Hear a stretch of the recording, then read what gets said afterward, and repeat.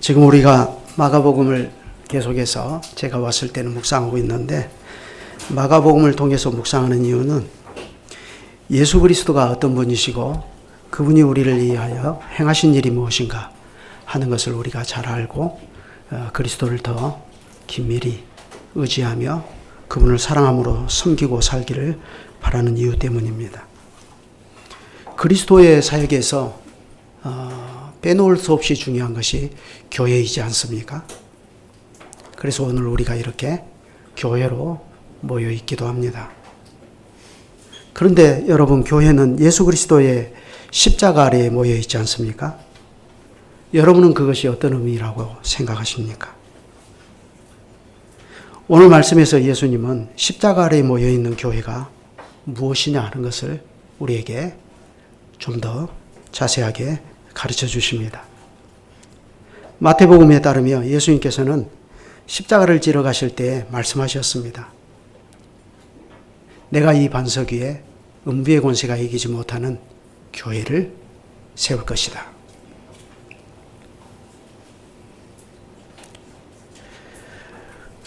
그러므로 주님이 오늘 나를 위하여 그리고 우리를 위해서 짊어지신 십자가는 교회를 세우기 위한 하나의 과정이라는 것을 우리가 반드시 기억할 필요가 있습니다. 예수 그리스도의 십자가는 단지 나에게 사죄를 베풀어서 영원히 천당에 가게 해 주실 그 수단으로만 존재하는 것이 아닙니다. 주님의 십자가의 목적은 교회인 것이지요. 그래 주께서 그분 자신의 거룩한 희생으로 건설하신 교회라고 하는 이 거룩한 사회는 어떻게 서나가야 하는 것이냐?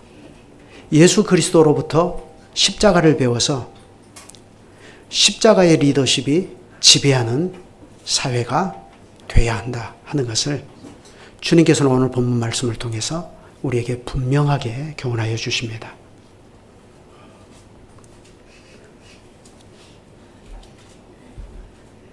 이제 예수님께서는 예루살렘에 거의 다 오셨습니다. 이 과정에서 이미 드린 대로 주님은 이미 2번씩이나 제자들에게 내가 왜 지금 예루살렘을 향해 나아가고 있는지 그 이유를 말씀하셨습니다. 예루살렘에 올라가서 사람들에게 붙잡혀 고난을 당하시고 십자가에 죽으시고 사흘날에 부활하실 것이다 하신 것입니다. 그러니 지금 예루살렘을 향해 나아가고 계시는 이 예수님의 길의 끝은 십자가입니다. 그럴지라도 십자가 뒤에는 반드시 주님의 부활이 있을 것입니다. 그러므로 주님의 이 길을 면밀히 살펴보면 십자가를 통하여 부활로 나아가는 길이죠. 주님께서는 자기의 고난으로 말미암아 영광에 들어가시는 것입니다. 그렇다면 이것이 우리에게 의미하는 바는 뭐죠? 이게 바로 우리가 나아가야 할 길이라는 것입니다. 우리도 역시 자기의 고난으로 말미암아 영광에 들어가신 그리스도의 자취를 따라 나오도록 하셨기 때문입니다. 그러니 우리 믿는 자들에게 그리스도께서 우리를 위하여 당하신 고난을 우리가 이제는 그리스도를 위해서 당해야 된다 하는 것은 피할 수 없는 숙명과도 같은 것입니다. 여러분, 고난 없는 영광이 있을 수 있겠습니까? 그런 것은 없습니다. 그런데요, 문제는 이 고난이 어디 쉬운 것인가 하는 것입니다. 겟세마네 동산에서 예수님은 십자가 앞에서 얼마나 두려워하셨습니까? 그런데 주님께서는 목전에 닥쳐올 그 고난의 길을 아시지만 알면서도 지금 어떻게 가고 계시죠? 32절을 보십시오. 예루살렘으로 올라가는 길에 예수께서 제자들 앞에 서서 가시는데 그랬습니다. 제자들 앞에 서서 제자들을 이끌고 그 길을 올라가십니다. 예루살렘으로 올라가는 길이라고 표현했죠. 엄밀히 말하면 이 예루살렘으로 올라가는 이 길은 예수님께 죽음의 오르막길입니다. 그렇지 않습니까? 죽음의 오르막길이에요. 그렇지만 그 두려운 길을 지금 주님께서는 제자들보다 앞에 서서 그들을 이끌며 올라가십니다. 이것은 예루살렘에 올라가려고 하시는 우리 주님의 강한 의지를 볼 수 있는 대목입니다. 사뭇 비장함마저 느낄 수가 있지 않습니까? 그런데 제자들의 반응이 어떻습니까? 저희가 놀라고 좇는 자들은 두려워하더라 했습니다.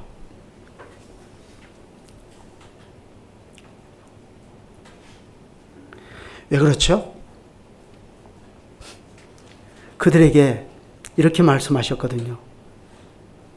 자기가 당할 일을 말씀하여 이르시되 보라 우리가 예루살렘에 올라가노니 인자가 대제사장들과 서기관들에게 넘겨지매 그들이 죽이기로 결의하고 이방인들에게 넘겨주겠고 그들은 능욕함에 침뱉으며 채찍질하고 죽일 것이나 그는 3일 만에 살아나리라. 이렇게 말씀하시기 때문입니다.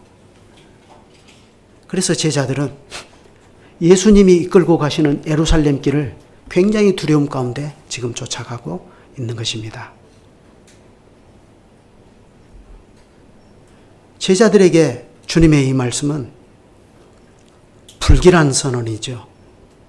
그렇지 않아도 지금 두려움이 압도되어 있는 제자들인데 그 전에 이미 2번이나 그 말씀을 하셨는데 이번에 3번째 똑같은 말씀을 하시니까 이건 더더욱 제자들을 꼼짝 못하게 하시는 말씀이지 않습니까? 그런데 지금 제자들을 무겁게 짓누르고 있는 그 두려움의 정적을 깨버리는 일이 갑자기 발생합니다. 세베대의 2 아들이 불쑥 나타나서 이렇게 얘기합니다. 35절 보시죠. 세베대의 아들 야고보와 요한이 주께 나와 여짜오되 선생님이여 무엇이든지 우리의 구하는 바를 우리에게 하여 주시기를 원합니다. 세베대의 2 아들은 야고보와 요한이라고 했죠. 무엇이든지 우리가 요구하는 것을 들어주십시오.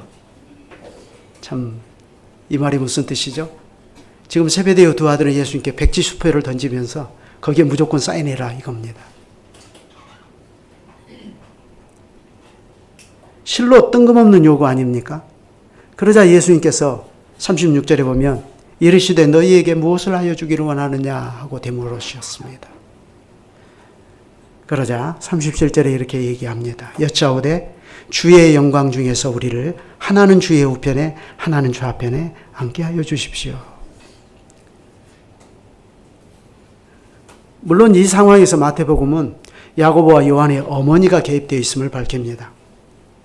그런데 마가복음은 그 어머니의 흔적은 지워버리죠.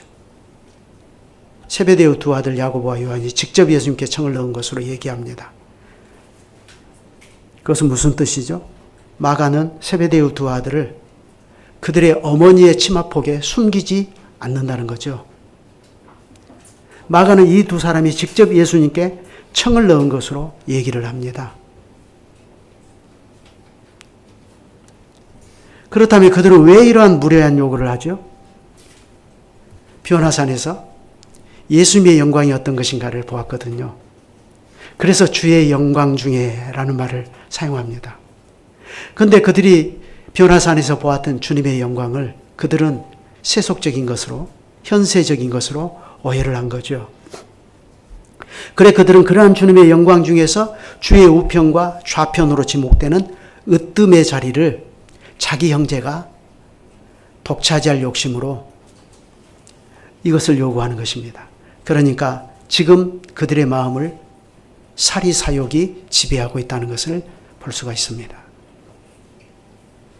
그런데 자세히 보면 이건 선수를 친 거죠. 왜 그렇습니까? 주님의 우편과 좌편은 2 자리뿐이거든요. 그런데 변화산에 올라가서 주의 영광을 보았던 사람은 3 사람이거든요. 베드로가 있지 않습니까? 그래서 선수를 친 거죠.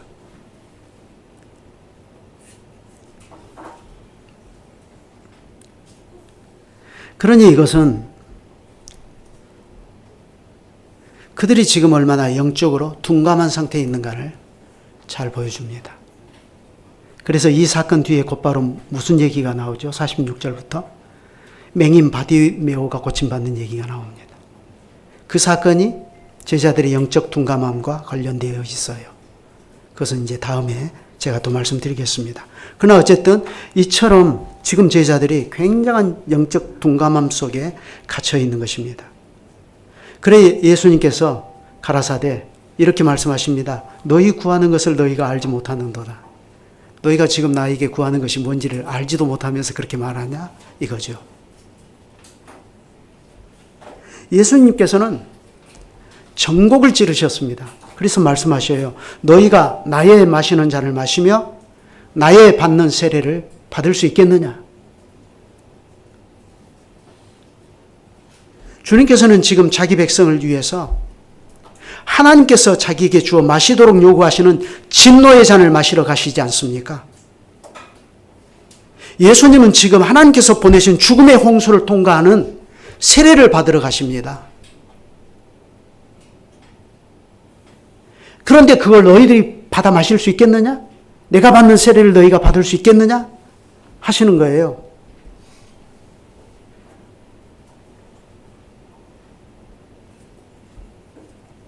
세베대의 두 아들이 말한 주님의 영광은 바로 이 주님의 진노의 잔과 진노의 세례를 받으신 뒤에 이루어질 겁니다.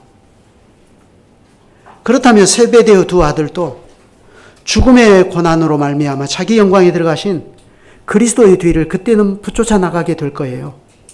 그게 그리스도의 제자된 사람의 숙명 아닙니까? 아무도 주님께서 우리에게 요구하시는 고난을 받아들이지 않고는 영광만 쏙 빼서 취할 수가 없습니다. 그런데 세베대의 두 아들이 그 말씀에 대해서 뭐라고 대답합니까? 39절 보세요. 저희가 말하되 할 수 있나이다. 주님께서 너희가 나의 마시는 잔을 마시며 나의 받는 세례를 받을 수 있느냐? 라고 하신 말씀은 반어법이에요. 그건 할 수 없다는 겁니다. 그런데 그들은 할 수 있다고 말해요. 그렇다면 이것은 앞서 다른 제자들이 두려움에 압도되어 있는 것과는 다른 모습 아닙니까? 아까 그랬잖아요. 예루살렘으로 올라가는 길에 예수께서 그들 앞에 서서 가시는데 그들이 놀라고 따르는 자들은 두려워하더라. 그런데 그 두려움 속에서 그 두려움의 알을 깨고 나와서 세베대의 두 아들은 우리가 주님을 위해서 기꺼이 주님이 마시는 잔을 마시며 주님이 받는 세례를 우리도 받을 수 있겠습니다. 이렇게 말해요. 자신감에 져 있는 거죠. 그들이라고 해서 왜 두렵지 않았겠습니까? 그렇지만 주의 영광 중에 하나는 주의 우편에 다른 하나는 좌편에 앉을 수만 있다면 얼마든지 그만한 희생은 치를 수 있겠다는 각오를 여기서 밝히는 것입니다. 그렇지 않아요? 그 정도의 영광을 우리가 가질 수 있다면 그 정도의 희생은 치러야죠. 최소한 양심이 있으니까. 그러자 예수께서 이르십니다.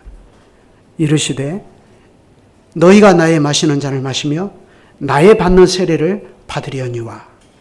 틀림없이 그들은 주님이 마시는 잔을 마시며 주님이 받는 세례를 받을 것입니다.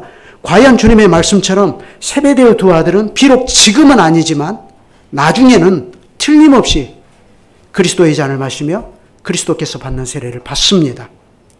그렇지만 40절을 보세요. 내 좌우편에 앉는 것은 나의 줄 것이 아니라 누구를 위하여 예비되었든지 그들이 얻을 것이니라 하십니다. 그들이 주님이 마시는 잔을 마시고 그들이 주님께서 받으시는 세례를 같이 받아서 그들이 마침내 주의 영광 중에 이루어질 하나님 나라에서 차지하게 될 그 자리는 누가 주시는 거냐? 하나님이 주시는 거다. 그건 전적으로 하나님의 일이다 하는 것입니다. 그렇다면 생각해 보십시다. 여기서 세베대의 두 아들이 결국 마시게 될 잔과 세례는 뭡니까? 그것은 그들이 그리스도를 위하여 고난과 죽음의 길을 가게 될 것을 예고하시는 것입니다. 따라서 그들에게 그것은 그들이 그리스도를 위하여 받게 될 장차 받게 될 박해를 말합니다. 과연 그렇지 않습니까? 사도행전에 보면 그때 헤로드 왕이 손을 들어 교회 중 몇 사람을 해하려 하여 요한의 형제 야고보를 칼로 죽였다 그랬습니다. 사도행전 12장 1, 2절이죠. 지금 여기서 예수님께 청을 넣는 야고보와 요한, 그 중에 야고보를 가장 먼저 죽였어요.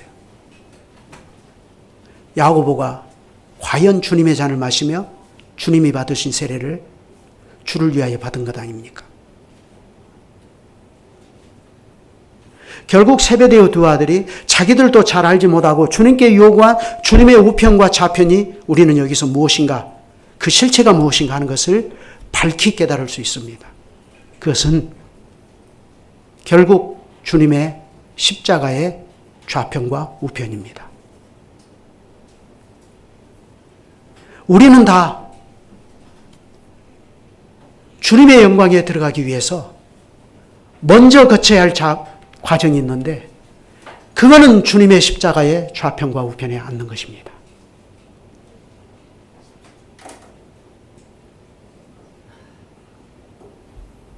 그런데 이걸 제자들이 압니까? 모릅니다. 야고보와 요한만 그렇습니까? 다른 제자들도 마찬가지죠. 그래서 41절에 보니까 10제자가 듣고 야고보와 요한에 대하여 화를 냈다, 분노했다 그랬습니다.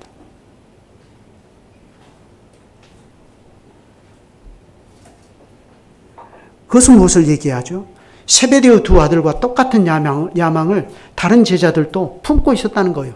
저것들이 우리보다 먼저 선수를 쳐버렸네. 지금 그 이야기 아닙니까?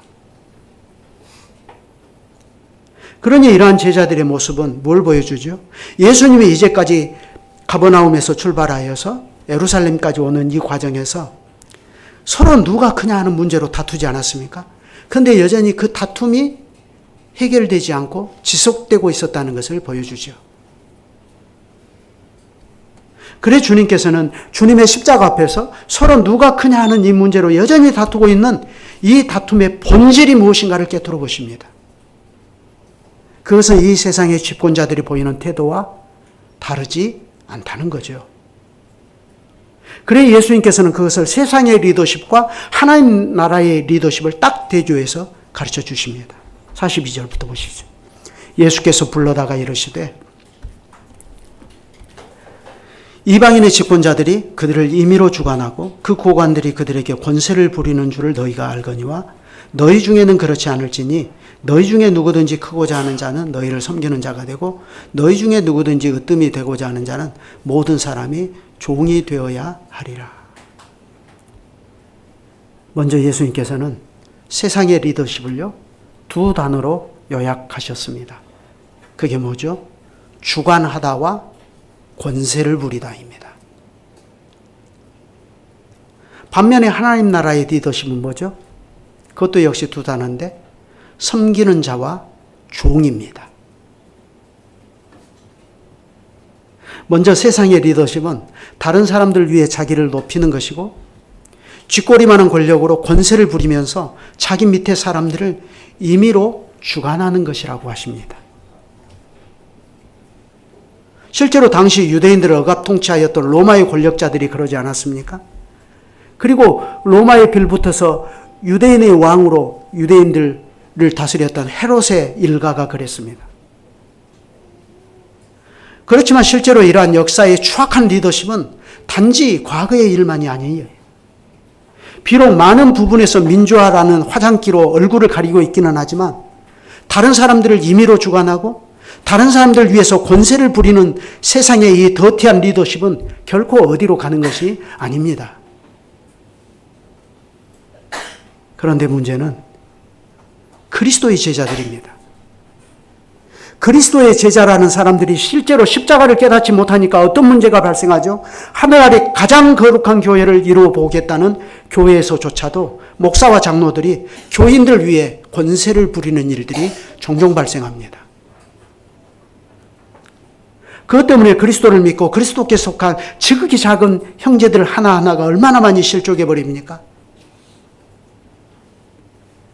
세베대의 두 아들은 주의 우편과 좌편 중 한 자리가 베드로에게 넘겨질 것을 염려해서 선수를 쳤습니다. 그것을 보고서 다른 제자들은 괘씸한 생각에 분노가 치밀어 올랐습니다. 그들은 지금 서로 높아지려고 하고 있고 서로 으뜸이 되려고 하고 있는 거죠. 그렇지만 예수님께서는 이러한 세상의 방식을 거부하셨습니다. 그래서 주님은 세상의 리더십이 본질적으로 취하고 있는 그 추악한 이면을 들추어내면서 동시에 그러면 주님의 제자들로 이루어진 이 거룩한 사회에서 그 리더십은 어떻게 발휘되어야 하는가 하는 것을 이제 차분하게 가르치십니다.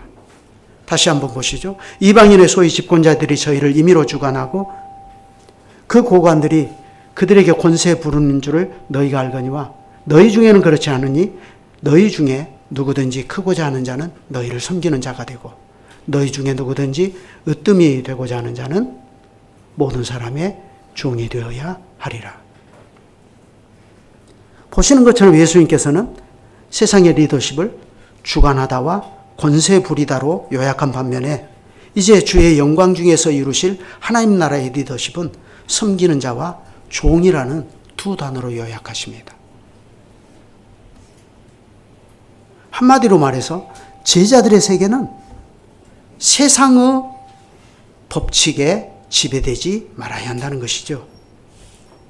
야고보와 요한처럼 제자들 중에 크고자 하는 사람, 높아지기를 원하는 사람, 처음이 되기를 원하는 사람이 있다면 그는 너희 가운데 맨 끝이 되어야 한다고 말씀하십니다. 다시 말해서 종이 되어야 하고 종으로서 섬기는 자가 되어야 한다는 것입니다. 그래 우리는 여기서 이 섬기는 자와 종이 병행을 이룬다는 점에 주목해야 합니다. 종이 주인을 섬기듯 하나님 나라에서는 누구든지 크고자 하는 자는 섬기는 자가 되고 누구든지 으뜸이 되고자 하는 자는 종이 되어야 한다 하십니다. 그러므로 하나님의 나라에서만 보이는 이러한 종은 어떠한 종이죠? 마당새야, 마당 좀 쓸어라 하고 막 부릴 수 있는 그런 종입니까? 그렇지 않습니다. 이러한 종은 으뜸이 되는 종입니다. 분명히 이 사람은 공동체의 으뜸이에요. 그런데 보면 그가 하는 일이나 그가 하는 행동이 어떻습니까? 섬기는 종입니다. 그런데 사람들이 그를 종이라 하여서 그를 마당쇠처럼 막대합니까? 그렇지 않습니다. 사람들은 오히려 그를 공동체의 첫째와 으뜸으로 알고 존경하며 사랑합니다. 이게 교회입니다. 이게 하나님의 나라입니다.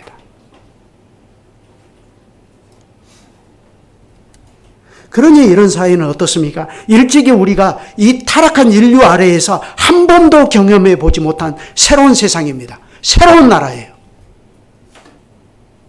이건 세상 자체가 중생해버린 것과 같은 것입니다. 세상 자체가 완전히 죄악의 껍데기를 벗어 던져버리고 거듭나버리는 것과 같은 거예요. 그렇다고 해서 오해는 마십시오. 세상의 중생을 제가 말한다고 생각하지 마시고요. 물론 세상은 새하늘과 새 땅으로 달라질 겁니다. 그를 위하여 하나님께서는 지금 교회를 세우시고 교회에 꼭 필요한 선물을 주셨습니다. 그게 뭐죠? 말씀 전하는 말씀의 사역자입니다.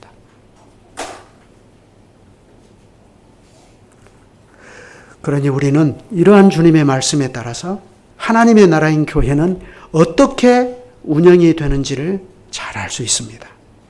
세상 법칙은 자기보다 힘없고 약한 사람들을 주관하고 다스리는 목적으로 서로 높은 지위에 오르려고 하는 것입니다.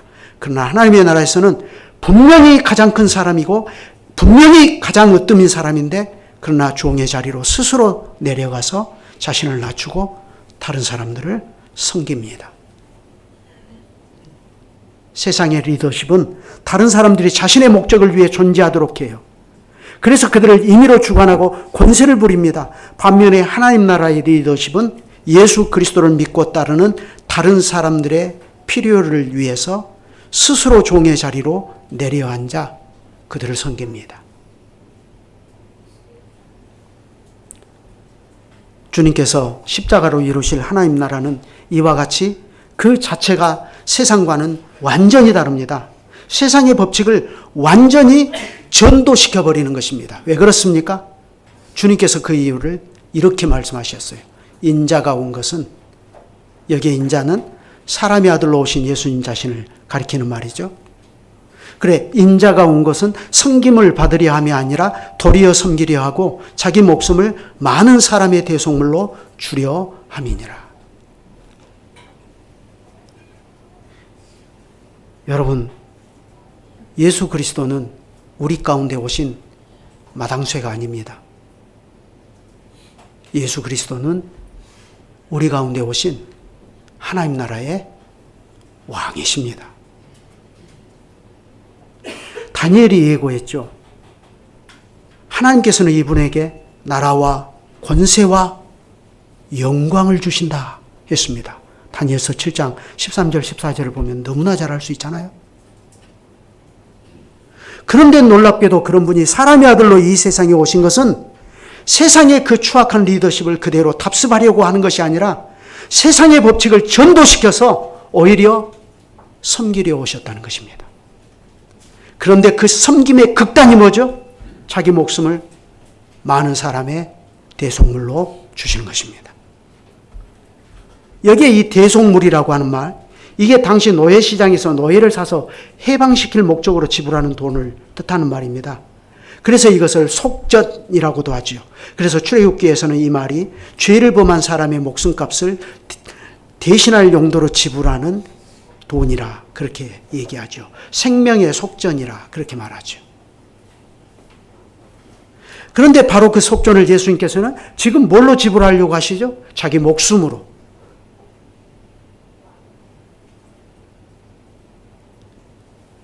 예수 그리스도는 많은 사람을 대신하여 죽으러 가시는 길입니다. 그것은 자기 백성을 저희 죄에서 구원하시려는 하나님의 뜻에 의한 희생이지 않습니까? 그러므로 이것은 예수께서 그의 심중에 품으신 사랑의 완전한 표현이며 이것은 하나님의 공의를 위한 완전한 충족입니다. 그러므로 이것은 엄밀히 보면 구약의 예언을 또한 성취하는 일이기도 합니다. 예수께서는 지금 백성의 죄를 대신할 속건 제물이 되시고 백성을 대신해 고난받으시고 섬기는 종으로서 높이 들려 지극히 존귀하게 되실 분 아닙니까? 이사야가 전했습니다. 여호와께서 그로 상함을 받게 하시기를 원하사 질고를 당케 하셨은즉 그 영혼을 속건 제물로 드리기에 이르면 그가 그 씨를 보게 되며 그 날은 길 것이요 또 그의 손으로 여호와의 뜻을 성취하리로다. 가라사대 그가 자기 영혼에 수고한 것을 보고 만족히 여길 것이라. 나의 의로운 종이 자기 지식으로 많은 사람을 의롭게 하며 또 그들의 죄악을 친히 담당하리라. 이러므로 내가 그로 존귀한 자와 함께 분기스럽게 하며 강한 자와 함께 탈취한 것을 나누게 할 것이라. 과연 이사야가 예고한 바와 같습니다. 예수님께서는 대속물이 되어 죽으셨지만 하나님께서는 죽으신 예수를 부활시키심으로써 으뜸이 되게 하셨습니다. 그러니 지금은 비록 깨닫지 못하고 있습니다만 그러나 예수께서 부활을 승천하시고 오순절 이후에 성신을 받고 이 모든 진리를 밝히 깨달은 사도 요한이 나중에 그의 계시록에서 이 진리를 전파했습니다.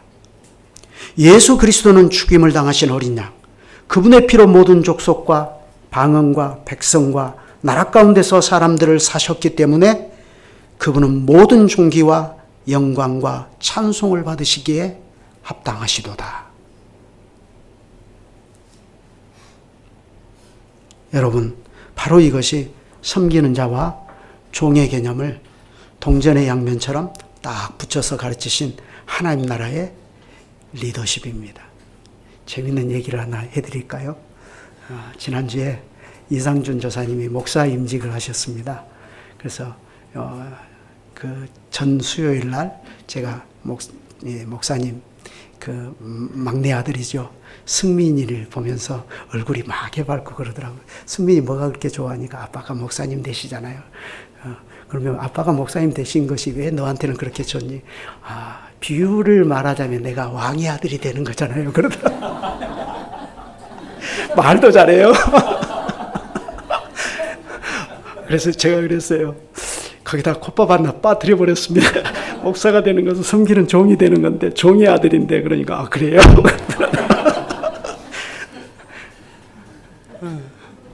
웃자고 드린 말씀입니다. 나중에 저기 우리 건우 목사님 되실 때 내가 왕의 아들이 되는 거다. 그렇게 생각합니다. 절대 안 돼요. 섬기는 자와 종의 개념을 예수님께서 동전의 양면처럼 딱 붙여서 하나님의 나라는 어떠한 리더십으로 지배되는 사회인가를 분명히 보여주십니다. 그러니 이걸 아는 것이 십자가를 아는 거죠. 십자가를 알되 십자가는 내 영혼이 죄사 안 받고 천당에 가는 것으로만 이해하면 부족한 이유가 바로 여기에 있습니다. 예수 그리스도의 십자가는 나를 살아계신 하나님과 그분의 교회 앞에 딱 세웁니다. 그래서 내가 누구이며 어떠한 존재로 교회 앞에 서야 하며 내가 교회를 위해서 무엇을 하며 살아야 하는지를 가르칩니다. 그리스도께서는 자기 목숨을 많은 사람의 대속물로 주시는 일을 통해서 죄 아래 굴러떨어진 인류 역사가 그동안 한 번도 경험해 보지 못한 어린아이가 다스리는 하나님 나라 세우실 뜻을 분명히 하셨습니다. 이 나라가 바로 음부의 권세가 이기지 못하는 교회입니다. 이 교회는 우리가 잘 아는 바와 같이 새 언약에 피인 예수 그리스도의 숭고한 희생 위에 건축되었습니다. 그래서 십자가는 교회당을 장식하는 인테리어 효과를 위해서 거기에 있는 것이 아니라 이 십자가가 그리스도의 교회를 규정하는 정신이고 아이덴티티입니다. 그런데 오늘날 교회가 이 십자가의 정신으로 과연 움직이고 있는가요? 우리는 십자가를 이렇게 이해하고 있습니까? 한 가지 단순한 예만 가지고 생각해 보십시다. 십자가를 이렇게 올바로 이해한다면 가정에서 남편이 아내를 힘으로 찍어 누르는 남성 우월주의가 하나님을 섬기는 경건한 믿음의 가정에서 발붙일 수가 있겠습니까? 우리가 십자가를 이렇게 이해한다면 그러한 남성 우월주의에 대한 또 다른 반발로 페미니즘에 편승한 여성운동이 예수 그리스도를 믿고 따르는 제자들의 모임에서 발붙일 수가 있겠습니까? 오히려 십자가 아래에서 이루어지는 남편과 아내, 부모와 자식의 관계를 성경은 어떻게 규정하고 있죠? 그리스도를 경외함으로 피차 복종하라. 아내들이여 자기 남편에게 복종하기를 그리스도께 하듯 하십시오. 이는 남편이 아내의 머리됨이 그리스도께서 교회의 머리됨과 같음이니 그가 친히 몸의 구주시기 때문입니다. 그러나 교회가 그리스도에게 하듯 아내들도 범사의 그 남편에게 복종하십시오. 남편들이여 아내 사랑하기를 그리스도께서 교회를 사랑하시고 위하여 자신을 주심같이 하십시오. 이와 같이 남편들도 자기 아내 사랑하기를 제 몸같이 하십시오. 자기 아내를 사랑하는 자는 자기를 사랑하는 것입니다. 이게 교회에서 통용되는 남편과 아내 가정의 모습입니다. 가정은 여러분이 잘 아시는 대로 교회의 최소 단위 아닙니까? 그렇다면 이러한 가정들이 모여서 이루어진 교회는 어때야 하는가를 주님께서 말씀하셨습니다. 이방인의 소위 집권자들이 저희를 임의로 주관하고 그 대인들이 저희에게 권세를 부리는 줄을 너희가 알거니와 너희 중에는 그렇지 아니하니 너희 중에 누구든지 크고자 하는 자는 너희를 섬기는 자가 되고 너희 중에 누구든지 으뜸이 되고자 하는 자는 모든 사람의 종이 되어야 하리라. 인자가 온 것은 섬김을 받으려 함이 아니라 도리어 섬기려 하고 자기 목숨을 많은 사람의 대속물로 주려 함이니라. 이것을 이해하는 것이 십자가를 이해하는 것입니다. 그리고 무엇보다도 이걸 깨닫고 종이 되어 섬기는 자로 자처하는 것이 십자가 아래에서 살아가는 크리스천이라는 이름을 가진 사람들의 삶입니다. 그것이 바로 우리가 믿고 순종하는 그리스도와 그분을 따르는 위대한 기독교 신앙의 실체입니다. 그리고 무엇보다도 이것을 구현해내는 것이 바로 우리가 그토록 소망하는 거룩한 교회입니다. 다 같이 기도하시죠. 하늘에 계신 우리 아버지, 예수 그리스도께서 자기 백성을 위하여 십자가의 길을 가시면서 가르쳐 주신 제자도를 통해서 세상 나라와는 달리 하나님 나라는 어떠한 리더십에 의해서 움직이는가를 보면서 실로 생각하게 되는 것들이 깊고 많음을 고백합니다. 저희는 어리석고 힘이 없어서 세베대의 두 아들처럼 허탄한 것을 주께 구하며 살아갈 수밖에 없는 본질적인 죄인들입니다. 그러한 저희들이 이러한 것을 깨닫고 십자가의 도와 제자도가 어떻게 서로 결합되어 있는지를 알아서 이러한 거룩한 교회를 이 땅에서 바르게 구현해내며 살아갈 수 있다면 그것은 전적으로 주님의 은혜입니다. 세베대의 두 아들이 주의 영광 중에서 하나는 주의 우편에 하나는 좌편에 앉게 해달라고 하였는데 하나님께서는 그들을 주님께서 자기 백성을 위하여 짊어지신 십자가의 좌우편의 자리를 그들에게 내어주심으로써 주의 영광 중에 이르게 될 우리의 영광도 어디에 있는가를 깨닫게 하여 주십니다. 이 땅 위에 그리스도의 교회로서 그 정체를 유감없이 드러내는 하나님 나라는 으뜸이지만 섬기는 자가 되고 으뜸이지만 종이 되는 그러한 사람들의 수고와 섬김과 사랑의 봉사를 통하여 과연 그리스도의 교회됨을 세상 앞에 빛처럼 드러내는 줄을 저희가 확신하게 됩니다. 그러한 교회를 저희가 저희 생애 가운데 이루고 나가는 복을 누리도록 이 교회를 이러한 하나님의 은혜와 복으로 채워주시기를 구합니다. 주 예수 그리스도의 이름으로 기도드립니다. 아멘.